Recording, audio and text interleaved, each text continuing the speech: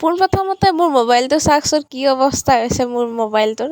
আগ কেমেৰাটোৰ একদম অৱস্থাই নাই। খঙত যে সকলো ধ্বংস উঠি যায় বুলি কয়, কথাটো কিন্তু মিছা নহয়, একদম সঁচা কথা। নমস্কাৰ, আই এম পাৰিতোষ নমোহোত্ৰ। আজি আমি আহিছোঁ বাইদেউ আৰু মই এইমছ হস্পিটেলত গুৱাহাটী।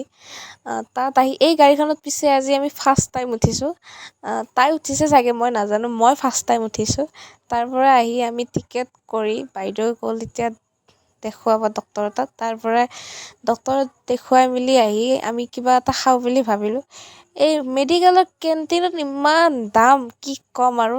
চাহ আৰু চিঙৰা লৈছোঁ, তাতে 15 টকা 30 টকা লৈছে। ভাবকচোন কিমান দাম, যিটো বস্তু 10 টকাত খাব পাৰি। আৰু আমি এনেই অলপমান বাহিৰৰ ফালে আহিলোঁ।